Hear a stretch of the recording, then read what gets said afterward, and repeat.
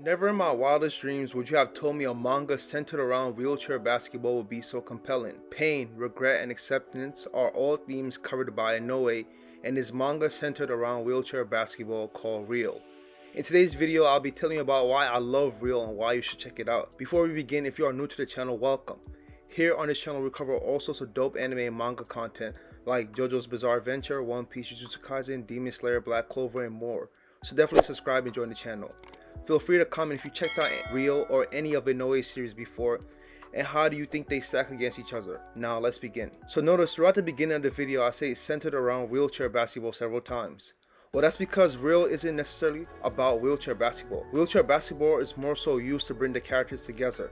The story is focused on three characters: Nomiya, Kiyoharu, and Takahashi. Let's begin with Nomiya, as he is technically the main character and he brings together everything. Nomiya is a high school dropout who sucks at everything in life with basketball. His story begins when one night while messing around, Nomiya gets his girl Yasumi to go on a ride with him. They end up getting into a traffic accident that causes Yasumi to lose her ability to walk. Following this accident, Nomiya is filled with remorse and guilt so badly to the point he feels he is unable to move forward with his life. He becomes directionless in life and is just left wandering around. This keeps on going until Nomiya is confronted by Yasumi's doctor after he attempts to visit her, but he is too guilty to walk up to her and gets called out by the nurses as an intruder. The doctor tells Nomiya straight up that he's using Yasumi as an excuse to put a pause on his life. More importantly, he adds that Nomiya put her in that wheelchair and he has to accept and live with that. Yasumi has accepted this and is moving forward with her life, and so should he. Nomiya acknowledges this and decides he wants to become better and find his own path. One of the things that makes Nomiya's character arc so moving is that he has a rocky journey, specifically how realistic his journey is. Nomiya doesn't just decide to be better and things suddenly align for him. He gets a job with a moving company, things go decently for some time, then the company fails and now he's back to square one, frustrated. He tries to fix his relationship with Yasumi and despite his best efforts at times, he is rejected and pushed away at times. However, he still continues to try. He does many jobs interviews following his layoff from the moving company and gets rejected from all of them. He then uses this as an opportunity to pursue something he genuinely loves, which is basketball. He works really hard, wakes up early and practices with college players. He eventually tries out for a pro ball team called the Lightnings and fails miserably. And despite putting forth his best efforts, he is humiliated by the star player of the Lightnings and doesn't even make the tryouts. This gets him down so badly to the point he starts coping. He begins binge eating and ends up getting out of shape, in the process undoing all the hard work he put in. He then gets into fights with teenagers at a park and even ends up in jail for a night. This brings us to the current point in the manga where Nomiya meets his mom after a long time. She encourages him to pursue his dreams as him being happy is what matters most to her. Nomiya then locks in and gets back into shape while also working on his game. One of the biggest takeaways I feel like anyone could take from Nomiya's character is that the only person who can change your life is you.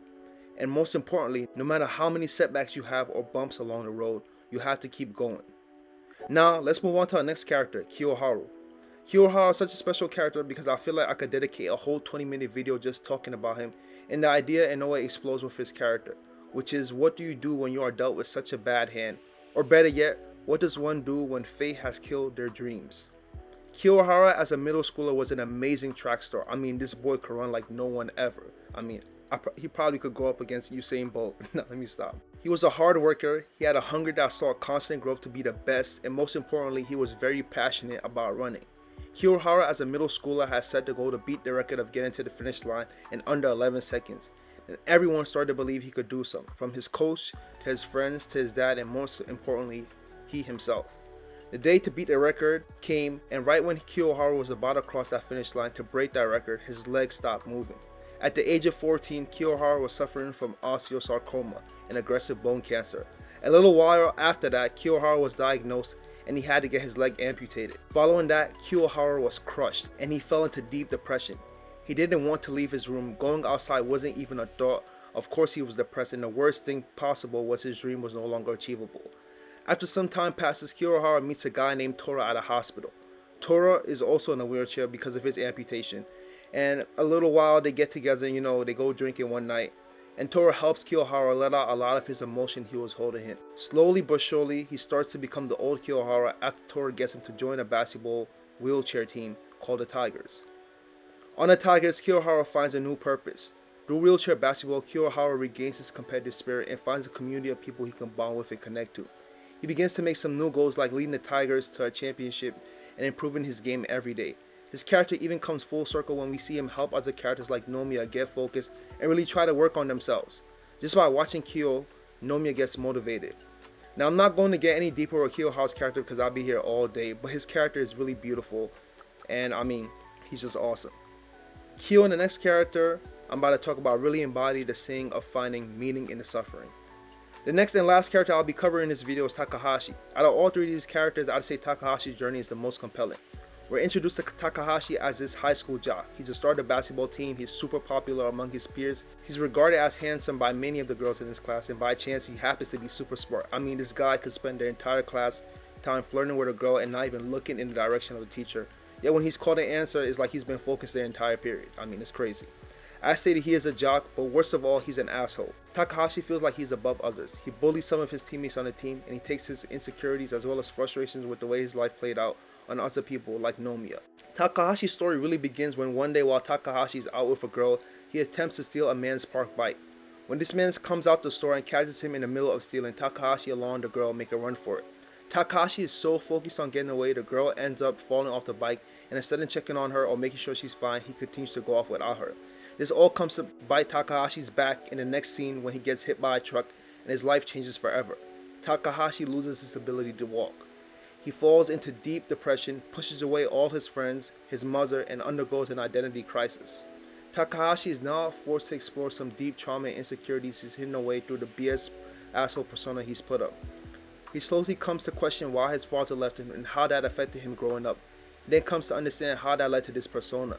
He fights the idea and thought of not being able to walk again for a very long time, believing that he'll walk again someday as long as he works hard, because he's Takahashi.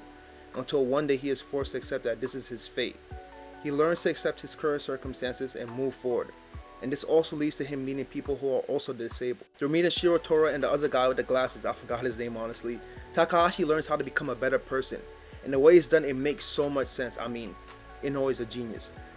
I mean, when you think about how Takahashi is learning from someone who in a different circumstances he probably looked down, but in this setting they are all equal. Yeah, sure, some of them have worse injuries than others, but they are all learning how to get on a wheelchair and get around so that they are able to return to society and be independent for the most part. Takahashi finds a new purpose in life through wheelchair basketball and regains his competitive spirit. Now this of course is just a brief summary of his character, but I really recommend reading the manga so you can not only experience these stories of these characters, but many of the characters in the manga who are all trying to find their true self, explore past trauma, and become better people. I highly recommend Real, and I hope this video convinces you to check out this manga. If you enjoyed the video and want more anime manga content, definitely hit the subscribe button, turn on post notifications for more, and comment what you think. As always, have a nice day. Till next time.